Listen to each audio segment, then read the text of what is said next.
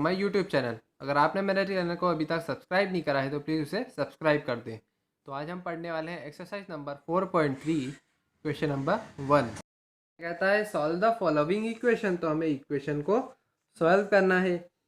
First part क्या है, 2y plus 5/2 equal to 37/2। अब हमें क्या करना है, वेरिएबल के साथ में जो जो भी वैल्यू एडिशन या सब्ट्रैक्शन में है उसे ज़ीरो बनाना है। तो यहाँ पे 5/2 एडिशन में है तो हमें हटाना है कि इसको ज़ीरो बनाना है। तो क्या करना पड़ेगा, सेम उसी नंबर का हमें सब्ट्रैक्ट करना पड़ेगा। Subtract 5/2 in the equation. तो हमें 5/2 का सब्ट्रैक्शन करना पड़ेगा। तो कितना आ गया, 2y plus 5/2 minus 5/2 equal to 37/2 minus 5/2। अब ये तो कितना हो गया, 2y प्लस 0। अब इसमें क्या है, 2 को कॉमन लिया क्योंकि बेस तो ऑलरेडी सेम है, डिनोमिनेटर सेम है, तो न्यूमरेटर का सब्ट्रैक्शन हो जाएगा। एलसीएम लेने की कोई ज़रूरत नहीं है। तो 2y इक्वल टू 37 माइनस 5 कितना आ गया, 32/2। और 32/2 कितना होता है, 16 होता है। तो 2y इक्वल टू कितना आ गया, 16 आ गया। अब क्या करना पड़ेगा, हमें करना पड़ेगा जो भी वैल्यू मल्टीप्लाई में है उसे 1 बनाना पड़ेगा। तो मल्टीप्लाई में अभी 2 है तो हमें क्या करना पड़ेगा, डिवाइड वाला ऑपरेशन। डिवाइड उसी नंबर का किस में से, इन द इक्वेशन। तो इक्वेशन में से 2 का डिवाइड करना है। तो 2y/2 इक्वल टू 16/2। 2 1 ज़ा 2, 2 1 ज़ा 2 और 16/2 कितना होता है, 8 होता है। तो फाइनल वैल्यू कितनी आ गई, y इक्वल टू 8 आ गई। बी पार्ट क्या कहता है, 5t प्लस 28 इक्वल टू 10। तो 5t के साथ में एडिशन में 28 है और वो किसके बराबर है, 10 के। तो अभी हमें 28 को 0 बनाना पड़ेगा। यहाँ पे क्या है, ये एडिशन में है तो हमें क्या करना पड़ेगा, सब्ट्रैक्ट करना पड़ेगा 28 का किस में से, इक्वेशन में से।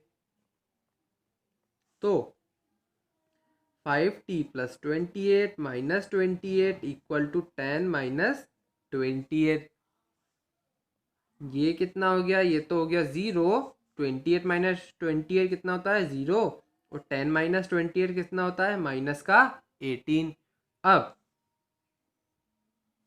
5t मतलब कि t के साथ में 5 का मल्टीप्लिकेशन में है तो हमें क्या करना पड़ेगा, उसे डिवाइड करना पड़ेगा किससे, 5 से ही। किसमें, इन द इक्वेशन। तो 5t/5 इक्वल टू माइनस 18/5। तो t की वैल्यू कितनी आ गई, 5 1 ज़ा 5, 5 1 ज़ा 5। तो t की वैल्यू आ गई माइनस 18/5 आ गई।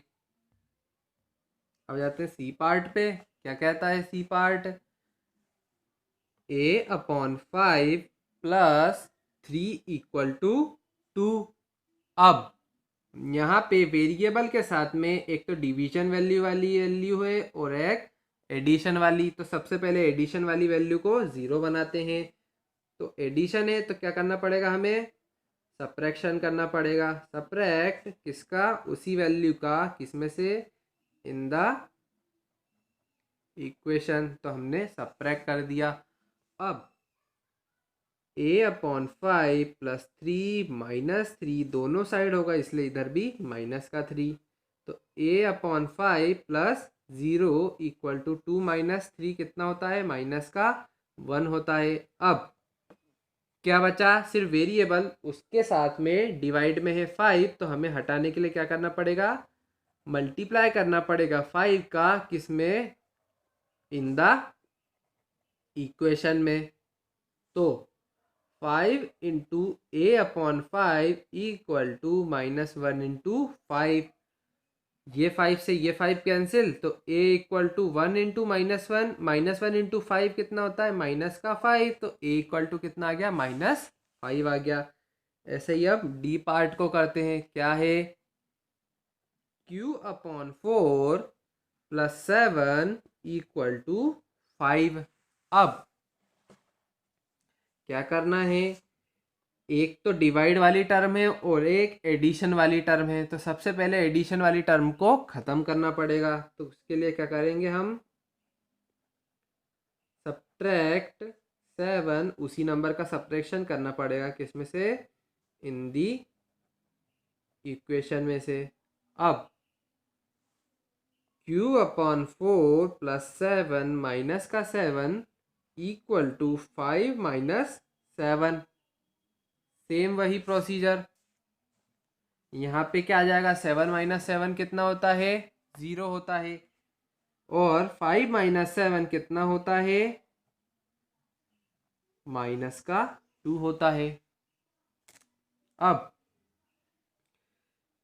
क्या वैल्यू बची है वेरिएबल के साथ में? एक डिवाइड वाली। उसको हटाने के लिए क्या करना पड़ेगा हमें? मल्टीप्लाई करना पड़ेगा। किसका? सेम वही नंबर का। किसमें? इन दी इक्वेशन में से। तो Q/4 into 4 equal to -2 into 4। 4 से 4 cancel. Q equal to -2 into 4 कितना होता है? -8। तो Q की वैल्यू कितनी आ गई? -8।